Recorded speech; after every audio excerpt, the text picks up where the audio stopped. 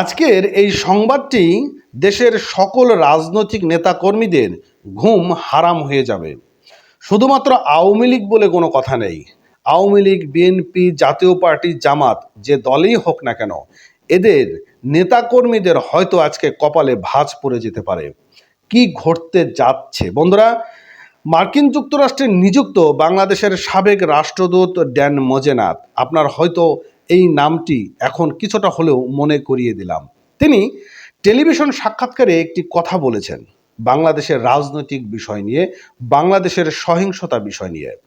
তিনি বলেছেন বাংলাদেশে যেটি হচ্ছে সেটি মোটেও আশাবাদ না। বাংলাদেশে যেটি হচ্ছে সেটি কখনো তিনি চিন্তাও করতে পারছেন না। তিনি বলেছেন বাংলাদেশে যেটি হচ্ছে এটা গণতন্ত্র বিরোধী হচ্ছেন। তিনি বলেছেন বাংলাদেশে হয়তো নতুন রাজনৈতিক দলের আবির্ভাব হতে পারে। কোন সেই রাজনৈতিক দল যারা নতুন করে আবির্ভাব হবেন? এখানে জামাত, জাতীয় পার্টি, আওয়ামী লীগ কোনো কথা নেই। আপনাদের হয়তো মনে রয়েছে দুই একদিন আগে ভারতে টাইমস অফ ইন্ডিয়ার সাক্ষাৎ দিয়েছিলেন আমাদের গ্রামীণ ব্যাংকের প্রতিষ্ঠাতা ডক্টর ইউনূস। তিনি সে সাক্ষাতে বলেছিলেন দেশে নতুন একটি নির্বাচনের প্রয়োজন। তাহলে কি এই ডক্টর ইউনূস বাংলাদেশে নতুন প্রধানমন্ত্রী হতে যাচ্ছেন, নাকি তিনি অন্য সুরে কথা বলছেন? চলুন আজকের আমরা এই বিষয়টি একটু পর্যবেক্ষণ করে আসি। মার্কিন যুক্তরাষ্ট্রের সাবেক রাষ্ট্রদূত তিনি বলেছেন দেশের যে পরিস্থিতি হচ্ছে এই পরিস্থিতি মোটেও কাম্য নয়। এখানে কতজন কত কি ক্ষতি হলো সেটা বিষয় না, কিন্তু কতজনের প্রাণ হারিয়েছেন এটি সব থেকে বড় ব্যাপার।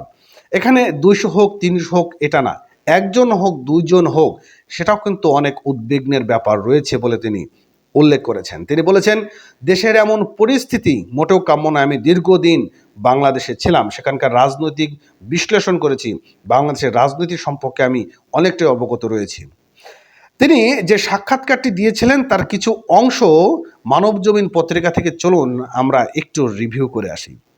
কোটা আন্দোলনকে কেন্দ্র করে সৃষ্ট পরিস্থিতিতে গুরুত্বপূর্ণ পর্যবেক্ষণ এবং বিশ্লেষণ উপস্থাপন করেছেন বাংলাদেশে নিযুক্ত যুক্তরাষ্ট্রের সাবেক রাষ্ট্রদূত ড্যান ডব্লিউ মোজেনা।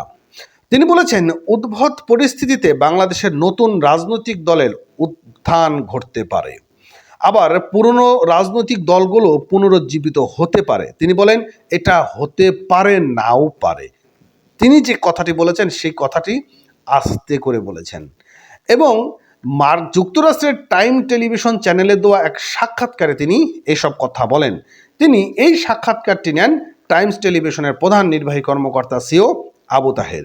মোজেনা বলেন বাংলাদেশে আমি বহুদলীয় রাজনৈতিক প্রক্রিয়া সমর্থন করি। কয়েক দশক ধরে এখানে রাজনৈতিক অচল অবস্থা চলছে, এটি ভাঙা উচিত। এটার জন্য প্রয়োজন অর্থপূর্ণ সংস্কার। অর্থাৎ তার কথাটা কিন্তু এখানে স্পষ্ট রয়েছে যে ঘটনাটি ঘটছে সেই ঘটনাকে কেন্দ্র করে রাজনৈতিক দলটি ভাঙা উচিত এবং অর্থপূর্ণ সংস্কার প্রয়োজন। অর্থাৎ এই যে দলগুলো রয়েছে এই দলগুলো থেকে নতুন একটি দলের আবির্ভাব হওয়া, ভালো নেতারা এই জায়গাতে আসবে। যেমন বাংলাদেশে রয়েছেন সোহেল তাজ, এমন সোহেল তাজ দেশে অনেক জায়গায় রয়েছেন। তিনি যে সাক্ষাৎকারে বলেছেন যে নৃশংসতার জন্য দায়ী নিরাপত্তা রক্ষাকারী বাহিনী কিছু ব্যক্তির বিরুদ্ধে সম্ভবত নিষেধাজ্ঞা আরোপ হতে পারে, বাংলাদেশের বহুদলীয় গণতান্ত্রিক প্রক্রিয়া সমর্থন আসতে পারে। তার কাছে জানতে চাওয়া হয় বর্তমানে তিনি অবসরে কেমন সময় কাটাচ্ছেন। ড্যান মোজেনা হেসে বলেন আমি টায়ার্ড, সবসময় আমি সফর করি। তিনি বলেন আমি ঢাকাকে অনেক মিস করি, বাংলাদেশকেও মিস করি, বাংলাদেশের চমৎকার মানুষদের মিস করি। আমি সহসাই আবার বাংলাদেশে যেতে চাই। এই প্রশ্নকর্তা জানতে চান আমি আপনার বাড়িতে একটি রিক্সা দেখেছি, এটা আপনি বাংলাদেশ থেকে এনেছেন? হাসি খুশি ড্যান মোজেনা তা মজা করেন। তিনি বাংলাদেশে কতটা ভালোবাসেন তা ফুটিয়ে তোলার কথা। তিনি বলেন আমি বাজি ধরতে পারি এই রিক্সা আপনার বাড়িতে নেই, আমি এটাকে ভালোবাসি। তাহলে তারা কি আবেগপ্রবণভাবে কথাটি বলেছেন চিন্তা করুন। জন্মদিনে একটি রিক্সার পেইন্টিং আমার ছেলে ও মেয়ে আমাকে উপহার দিয়েছে, এটা আমাকে অনেক কিছু মনে করিয়ে দেয়।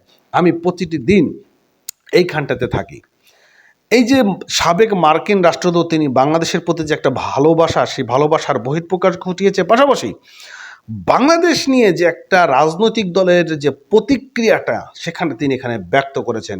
তিনি বলেছেন যে 98 থেকে 2021 সাল পর্যন্ত পলিটিক্যাল কাউন্সিলে ছিলাম। আমি জন হোলম্যান্স এবং রাষ্ট্রদূত ম্যারিয়ান পিটার্সের সঙ্গে কাজ করেছি। এরপর সাক্ষাৎকারে উঠে আসে কোটা সংশোধন আন্দোলন প্রসঙ্গে।